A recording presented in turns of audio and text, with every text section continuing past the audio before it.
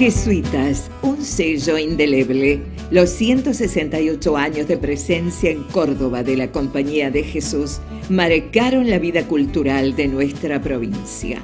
Fundaron la primera universidad del país, construyeron colegios y se asentaron en 6 estancias del interior. En 2001, los sitios vinculados a la presencia jesuítica en Córdoba fueron declarados Patrimonio Cultural de la Humanidad por la UNESCO. Esta distinción incluye la Iglesia de la Compañía de Jesús, la Universidad Nacional de Córdoba, el Colegio Montserrat y el Camino de las Estancias Jesuíticas.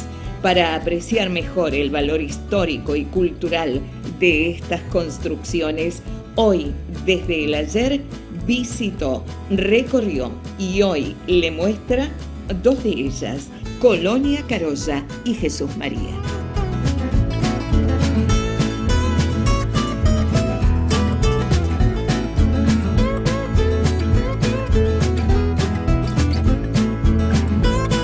Bienvenida Graciela y equipo a esta casa que tiene tanta historia y que ustedes nos van a aportar, nos van a ayudar para que se lo contemos a mucha gente de otros lugares que queremos que vengan a visitarnos, así como vienen ustedes, van a ser bienvenidos porque nuestra estancia jesuítica Carolla y Colonia Carolla toda tienen riquezas enormes. Y su pasado está ligado de alguna manera, pero ya llegamos. Sí. Hablemos primero de la fundación.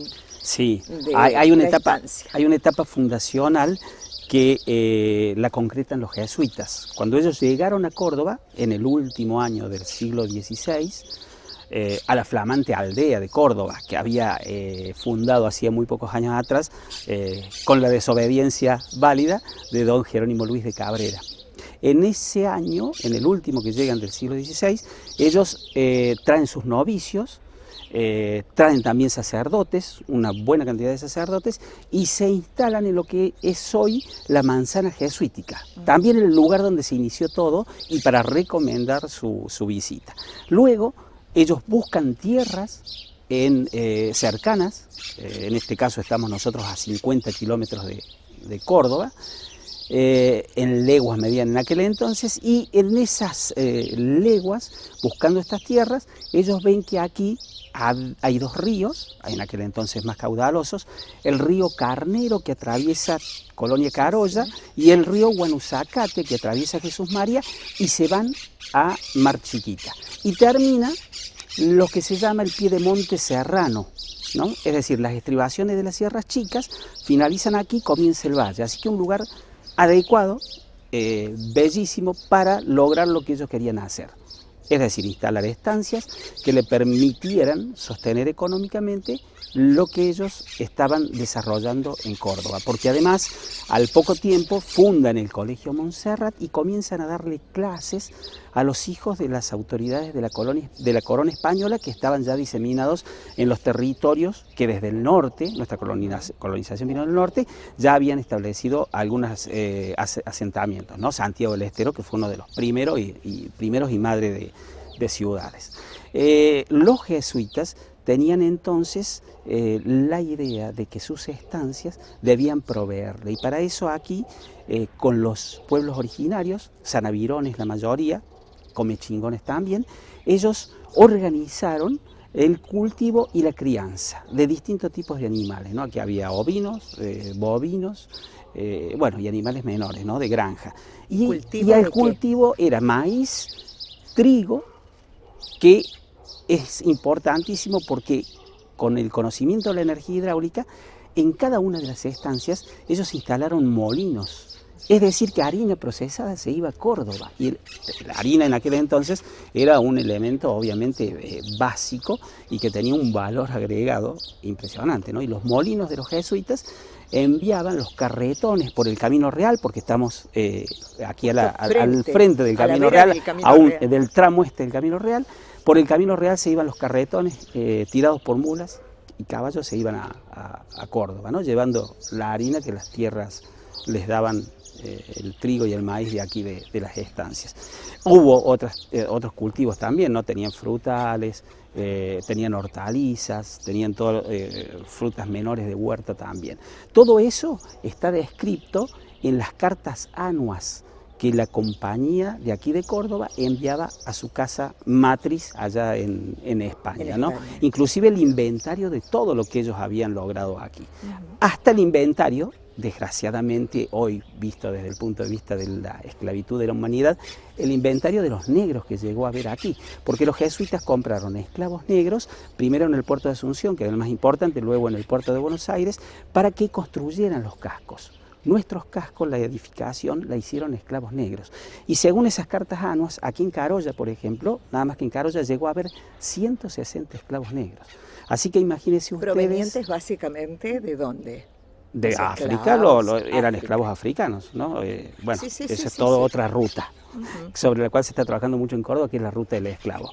Desde donde provenían principalmente los esclavos que llegaban aquí. Ese es otro tema un poco bastante más amplio, ¿no? Bueno, pero lo cierto es que llegaron aquí los esclavos, ellos trabajaron duro en las construcciones de los cascos, pero era la mejor de las suertes que podían correr en estas tierras, ¿no? Que les tocara trabajar con compañías religiosas, porque la verdad que dentro de todo era un trato un poquito más humanitario, ¿no? Eso es así. Y cada una de las estancias luego, con el correr del tiempo, aquí tenemos muy cerca a Jesús María, que a los 2 años que compraron las tierras de Carolla, compran las tierras de Jesús María. Las tierras de Carolla fueron compradas en 1616 y 4 años después a Santa Catalina, ¿no? Después cada una de esas estancias se fue especializando. Después les van a contar seguramente que Jesús María fue una gran bodega, llegó a haber 20.000 vides, y en Santa Catalina era el trabajo principal el de los hilados, los tejidos, ¿no? Allí llegó a haber 20 telares. Bueno, y toda esta producción se iba a Córdoba, con los sanavirones y comechingones, negociaban, pagaban una parte de su trabajo con producción y el resto se iba a Córdoba. Eso sostenía económicamente entonces lo que ellos ya habían instalado, como te contaba, el Colegio Máximo, que a los pocos años se convierte en la Universidad Nacional de Córdoba, la más antigua del país, y también sostiene la estancia más adelante el Colegio Nacional del Montserrat, un colegio hoy vigente, un colegio que depende de la Universidad Nacional de Córdoba, porque su fundador, en un momento de la historia de la casa, la compra y la pone al servicio del colegio. Y cuando él muere, vuelve a donar sus pertenencias a la compañía, pero con un legado, con cargo, para que sostuviera su obra el Colegio Montserrat. O sea que la figura de Duarte Quirós es fundamental, nítidamente. Exactamente, fundamental. También, ¿por qué? Porque gracias a él, cuando expulsan a los jesuitas en 1767, no se puede vender esta estancia a manos privadas como pasó con las otras. Entonces quedaron la estancia Carolla, propiedad del Colegio Montserrat, parte del Colegio Montserrat, y el Colegio Montserrat, propiedad de la Universidad Nacional de Córdoba. Cuando comienzan nuestros gobiernos patrios, entonces se da cuenta el directorio, el primer directorio, uno de los primeros directorios en el año 1814, que aquí se puede instalar la primera fábrica de armas blancas. Aquí pasaron San Martín y Belgrano, en camino hacia el norte, hacia el Ejército del Norte, y vieron el sistema de riego que habían dejado organizado los jesuitas. Eso realmente los sorprendió y sugirieron a Buenos Aires que se instalara esa fábrica de armas blancas. Aquí duró solamente 2 años, entre 1814 y 1816, pero años muy importantes porque la mayor producción fue de bayonetas, que se iban al ejército de Belgrano y al ejército de San Martín, que ya estaba preparando su cruce de la cordillera hacia Chile. Fray Luis Beltrán era el que afilaba las bayonetas y afilaba sables y espadas, que también se hicieron aquí en esta casa. Eso fue, digamos, nuestro acompañamiento, o la historia que se dio ligada desde la estancia jesuítica Carolla a la época de la independencia. Luego la casa siempre fue, desde que la compró Duarte Quirós, lugar de vacaciones de los alumnos del Colegio Montserrat. Aquí estuvieron algunos célebres, digamos. Tuvieron 5 presidentes los monserratenses. Nicolás Avellaneda. Entre ellos. Y Nicolás Avellaneda, que estuvo aquí, pasó sus vacaciones de joven.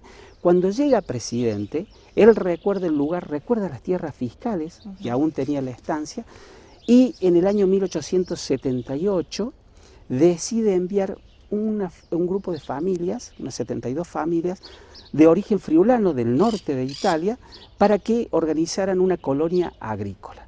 Aquí se les da herramientas, semillas, se les brinda alojamiento durante 2 años aproximadamente. Perdón, los friulanos llegan al país y... Llegan al país, están en Buenos Aires, están en Buenos Aires hasta que les destinan las tierras y vía ferrocarril, llegan aquí. Llegan el 15 de marzo del año 1878. Esa es la fecha de fundación de Colonia Carolla, porque ellos fueron los pioneros que fundaron lo que es hoy Colonia Carolla. Claro. Así que es una etapa, son digamos... como 3 periodos bien definidos en bien la definido, historia de este y sitio, acompañando el desarrollo de nuestro país, ¿no? Primero con la etapa de la colonia, con los jesuitas, luego la etapa de la independencia con la fábrica de armas blancas. También la casa cumplió otras funciones, ¿no? Fue posta del Camino Real, fue parada de correo postal. Eso fue durante todo el siglo XIX y antes que llegaran los italianos. Y luego el desarrollo del país con la inmigración, ¿no? O sea, 3 etapas en las cuales nuestra casa ha tenido esa sencillita, esa humilde participación que la verdad que, bueno, la valoramos y la queremos y por eso estamos aquí. La estancia Carolla fue el primer establecimiento rural organizado por la compañía en 1616. Como lo decía el director de dicha estancia, en 1661 fue adquirida por el presbítero Ignacio Duarte Quirós, fundador del Colegio Convictorio de Montserrat, quien la donó para sostenimiento de dicho colegio y para que sirviera de residencia de vacaciones para los internos del mismo. Entre 1814 y 1816 fue sede de la primera fábrica de armas blancas durante las guerras de independencia nacional. En 1854 pasó a ser propiedad del Estado Nacional, sirviendo en 1878 como residencia inicial del primer contingente de inmigrantes friulanos, fundadores de la actual localidad de Colonia Carolla. La estancia es hoy monumento histórico nacional y provincial. El conjunto edificado de la estancia de Carolla conserva la estructura colonial con modificaciones realizadas a comienzos del siglo XIX, incluyendo la casa organizada alrededor de un amplio patio central en claustro y la capilla, el perchel, el tajamar, restos del molino y de las acequias y las áreas dedicadas a quintas.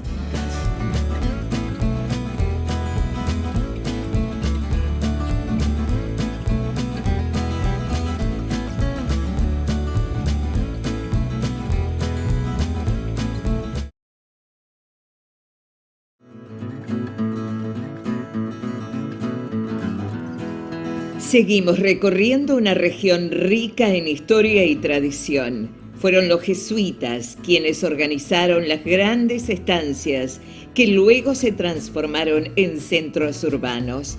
La historia cuenta que el conquistador plantó en esas tierras las cruces de la evangelización. El criollo afiló los sables de la independencia y los caudillos la sangre de ideales. Las extensas llanuras estaban habitadas por los aborígenes. La estancia jesuítica Jesús María fue el segundo establecimiento rural fundado por los jesuitas.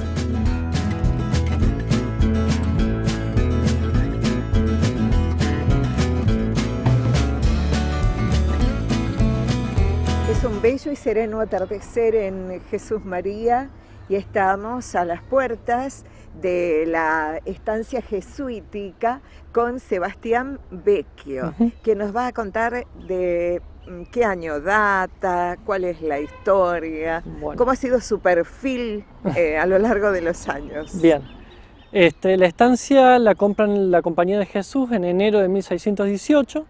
Sí, es la segunda estancia que ellos compran con el objetivo de, digamos, generar una actividad productiva para sostener el Colegio Máximo que ya había sido fundado en la ciudad de Córdoba. Esta es la segunda estancia que ellos compran, después de Carolla, que la compran en 1616, ¿no? Esta estancia ellos la compran con un rancho y unas 12.000 cepas de vidos, que ellos elevan la producción mientras ellos estuvieron administrando la estancia a 42.000 cepas en su producción máxima.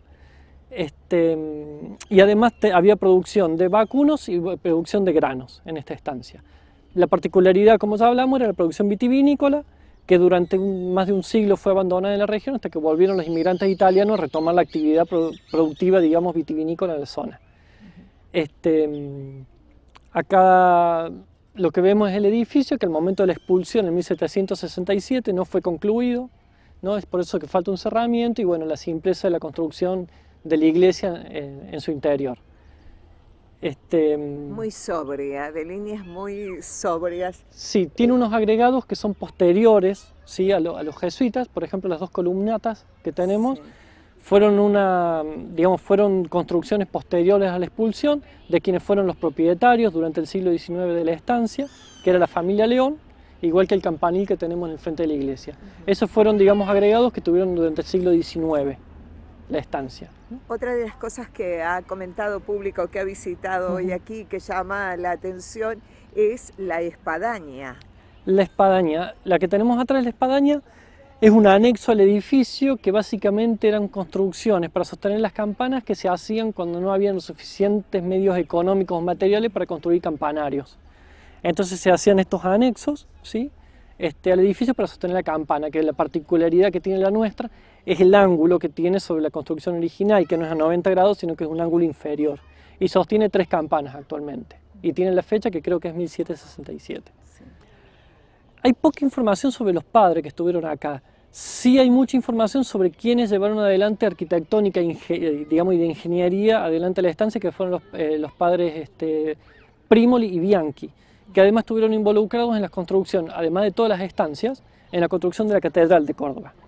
La Catedral de Córdoba se demolió en su construcción varias veces hasta que llegaron estos padres jesuitas italianos que eran arquitectos e ingenieros y llevaron adelante la construcción de la Catedral de Córdoba, al igual que de la iglesia de esta estancia, no en su totalidad, pero sí parte de la iglesia llevaron adelante la construcción de ellos.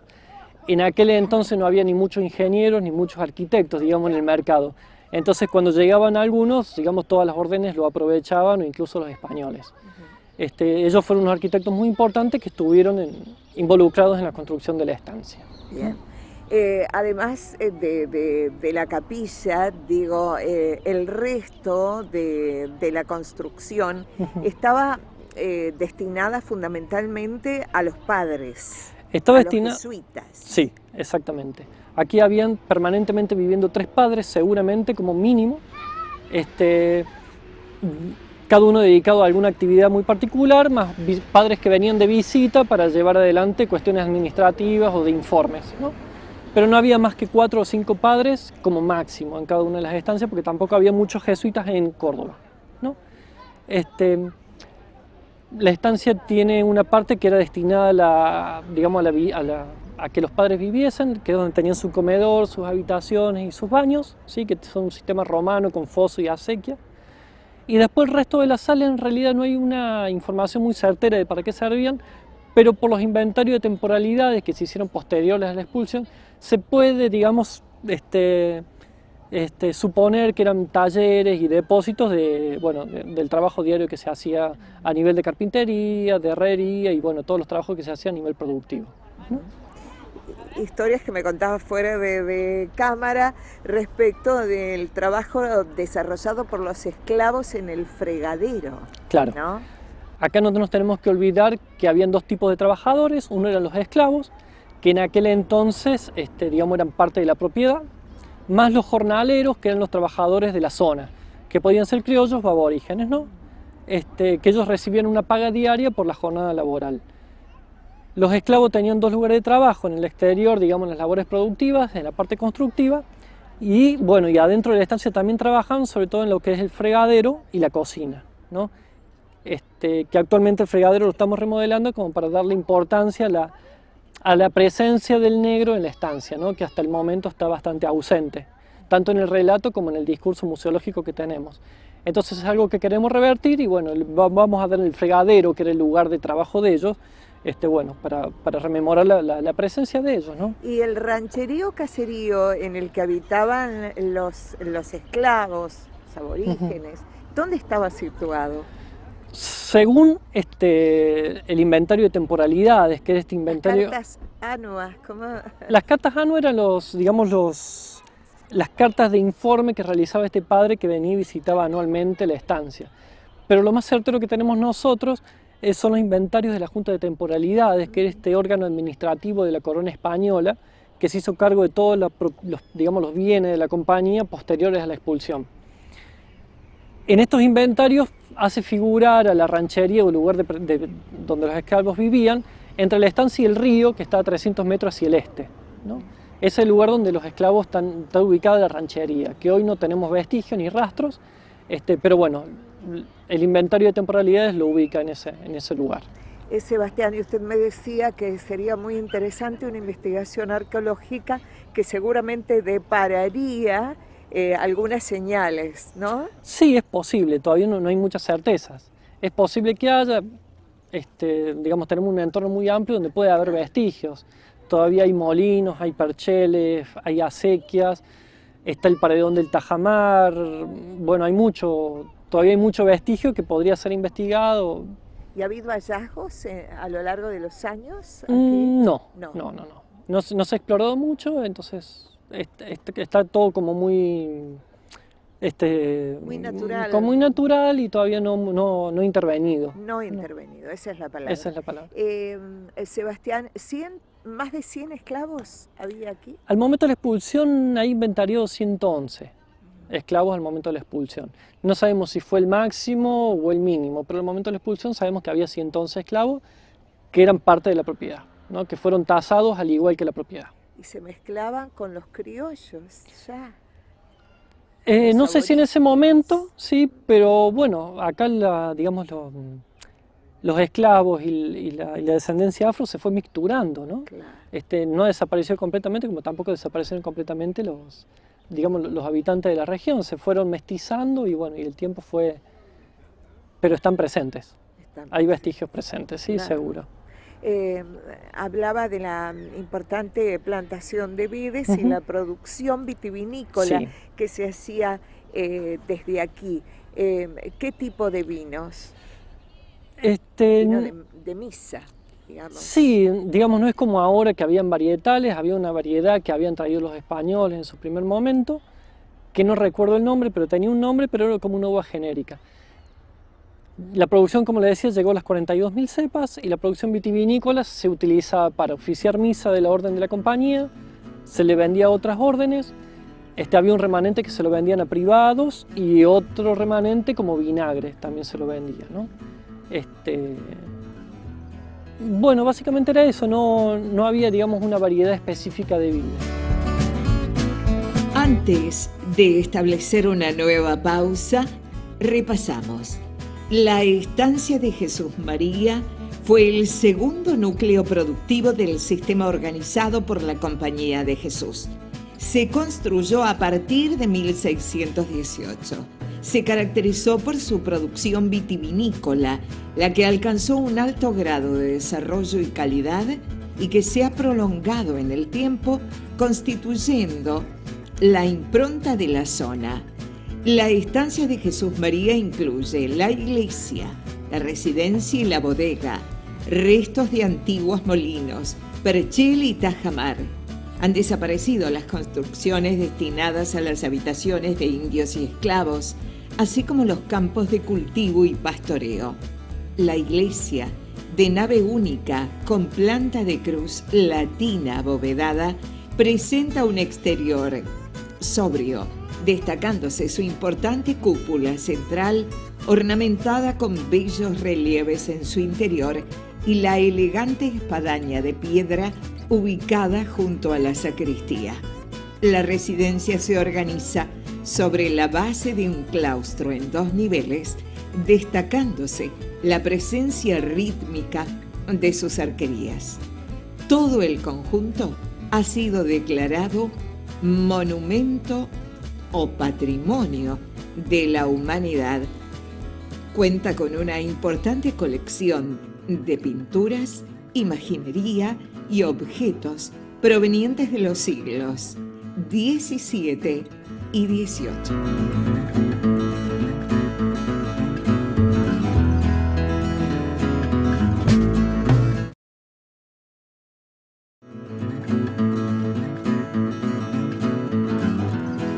Regresamos a la estancia de Carolla para fijar algunos conceptos.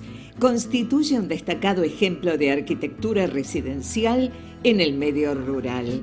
Allí pueden realizarse actividades que incluyen visitas al edificio histórico y al Museo Histórico y de los Inmigrantes, que funciona en el lugar, recorridos de interpretación por el predio, conociendo los sistemas productivos y técnicos empleados por los jesuitas, así como extender la visita a la actual ciudad de Colonia Carolla con sus tradiciones y gastronomía típicas de la inmigración friulana. La estancia de Carolla se ubica en el sector oeste de la planta urbana de la ciudad de Colonia Carolla, a 50 kilómetros al norte de Córdoba capital por Ruta Nacional 9. Lo que vemos a nuestras espaldas, Sí. esos arcones tan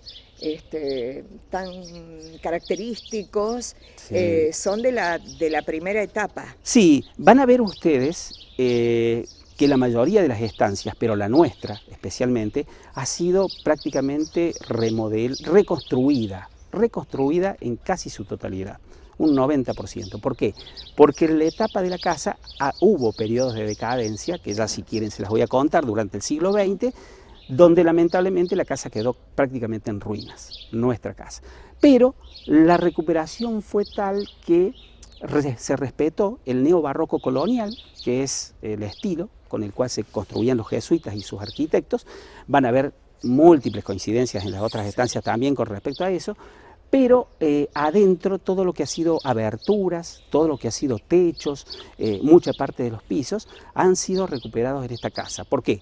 Porque transcurriendo el siglo XX la usurparon familias y vivieran como si fueran conventillos. Y en el año 1941, cuando se declara monumento nacional, en ese momento se expulsa a esta familia. Pero para poder construir en otro lado, cerca, se llevaron tirantes, tejas, ladrillos, baldosones, Lamentablemente puertas, nuestra historia está asignada por ese desprecio, ¿no es cierto? Sí, a los orígenes sí, o sí, las sí, bases. sí. Bueno, carencias por ahí de educación, los tiempos, necesidades, problemáticas sociales, etcétera, etcétera. Lo cierto es que la dejaron como una tapera la casa. Y la provincia de Córdoba declara de utilidad pública las 10 hectáreas que hoy tenemos, con las cuales contamos, y comienza a restaurarla lentamente a la casa hasta que llegue el año 2000, que fue declarado Patrimonio Mundial con el conjunto de las estancias jesuitas y la manzana de Córdoba. Este conjunto, este sitio, es registrado por la UNESCO y además le permitió eso de que hubiese una zona de protección. Entonces nuestro ámbito es un ámbito semi-rural alrededor, que no se puede construir ni manipular ni establecer cualquier tipo de edificación, sino es con autorización. Porque ¿qué alcance aunque sean los terrenos, ese área de protección? Bueno, aquí supera lo que son nuestra propiedad de 10 hectáreas, porque también toma bastantes hectáreas de los terrenos colindantes, que en el caso nuestro son de la sociedad rural. Pero se evita que en su alrededor se establezcan instalaciones o edificios que contaminen y que se pierda la característica del sitio que fue declarada ante la UNESCO. y registradas de la UNESCO. Entonces estamos en eso, bueno, muy convencidos de que para proteger un bien tenemos que protegerlo en todo sentido, no solamente pintarlo, cuidarlo, arreglarle el parque, sino también establecer alrededor límites precisos para que, bueno, podamos tener una tranquilidad de que van a poder ver a las estancias miles de generaciones más adelante. Esa es nuestra función y bueno, esa es nuestra misión y estamos agradecidos de que ustedes como medio de comunicación vengan y esto lo multipliquen en la cantidad que se multiplica su audiencia. Claudio, usted me decía que originalmente tuvo 5 habitaciones. Cada una responde, cada una de las partes del conjunto responde a distintas épocas, que Las Torres, por ejemplo, fue durante la utilización de este sitio como fábrica de armas. Claro, fue construida por segmentos. La etapa fundacional o la etapa jesuítica, que fue la primera, fueron 5 habitaciones, pero luego, alrededor del patio central, que ustedes ya lo van a poder mostrar y es muy bonito, alrededor del patio central se fueron construyendo el resto de las habitaciones y en calidad de rectángulo, ¿no?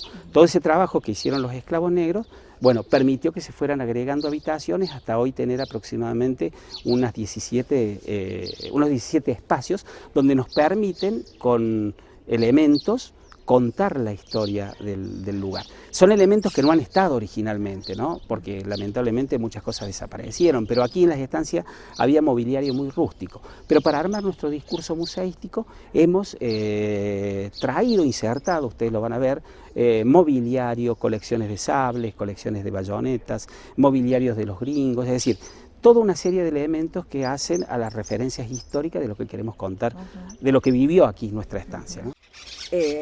Quedó claro que funcionó como modelo de unidad productiva, diríamos, de esa época, Vergel, Tajamar, Molino. Sí, todo ese espacio es muy especial y común en todas las estancias, porque en todas las estancias los jesuitas aprovecharon la energía hidráulica, es decir, el declive del terreno, en la parte alta construían un tajamar, que es un pequeño dique artificial. Ese tajamar, con la contención del agua, permitía que por un cárcavo o canal bajara el agua a una determinada velocidad y esa agua, llegando al molino, movía una rueda de madera y cuyo eje en la parte superior tenía 2 piedras y otra madera y provocaban la molienda del trigo y del maíz, ¿no? O sea que la energía hidráulica era ya un conocimiento absoluto de los jesuitas. Y además, en ese lugar donde está el molino alrededor estaban los depósitos para las bolsas de harina de maíz, estaba el secadero de los cueros, el batán, el apeadero, todos los, digamos, los espacios donde también se trabajaban los cueros, se secaban los cueros y también se secaba, se quemaba la cal en los hornos de cal. Ellos ya conocían la posibilidad de construir con el adobe del larga masa o como diremos ahora con lo que se construían los ranchos en aquel entonces, ahora el mortero, esa mezcla, que sería nuestra mezcla de las construcciones de ahora, ellos ya le agregaban la cal, con lo cual solidificaban mucho más las construcciones. Dentro de poco tiempo, lo que ustedes van a ver cumple 400 años, así que es algo realmente fantástico, ¿no? Increíble porque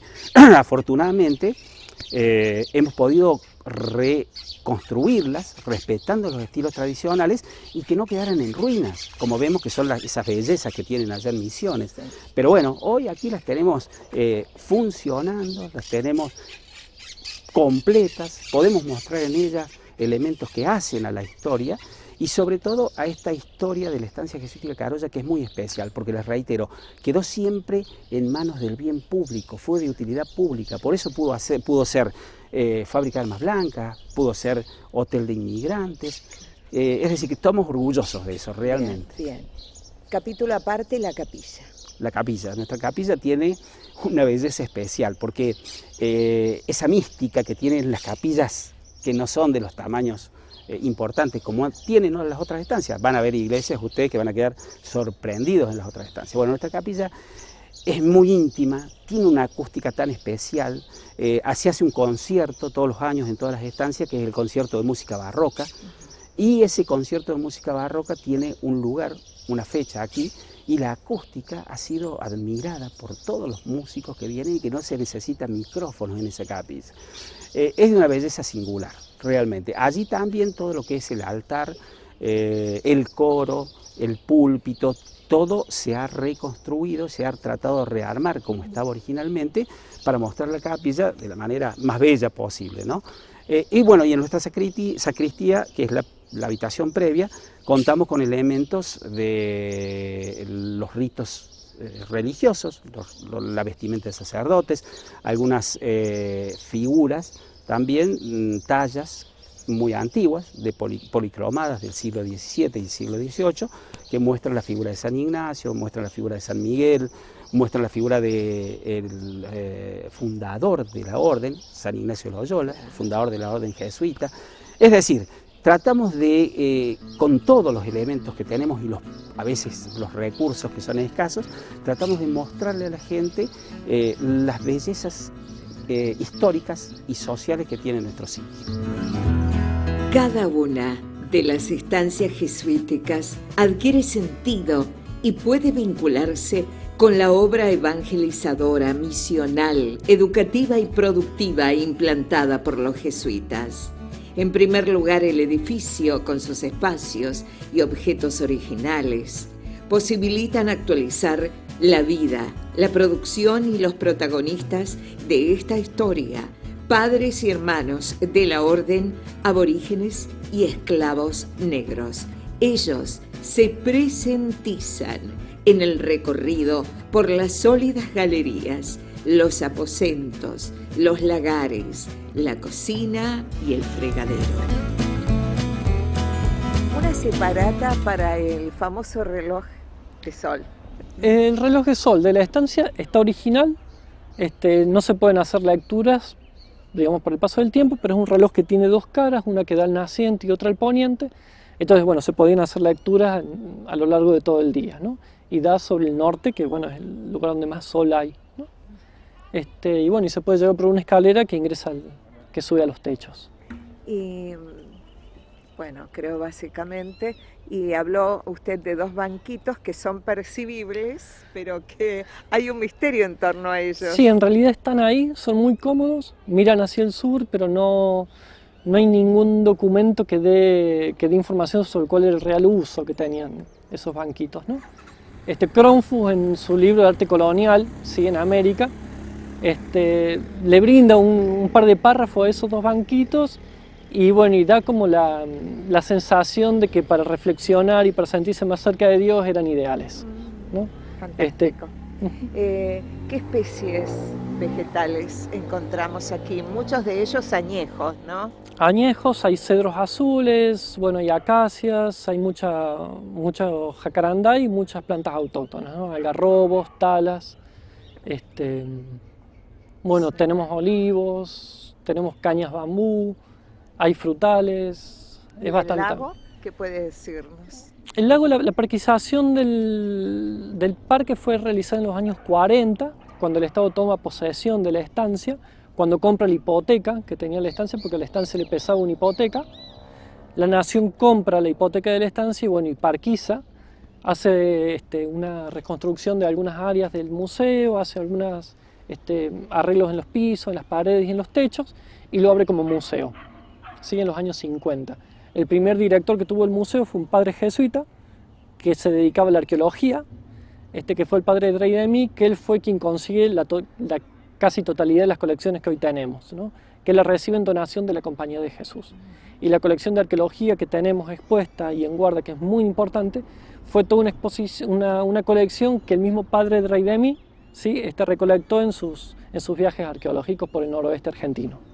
¿Piezas de qué tipo encontramos allí? Cultura Belén, cultura Aguada, son más de 6.000 piezas que tenemos entre unas funerarias y elementos, digamos, utilitarios, básicamente, ¿no? Que hay en arcilla, cuero, textiles y metales. El camino de las estancias jesuíticas constituye un itinerario turístico-cultural que permite descubrir y conocer los valores patrimoniales y la importancia mundial de estos lugares históricos, asociados con paisajes, tradiciones y costumbres que marcan la identidad de Córdoba.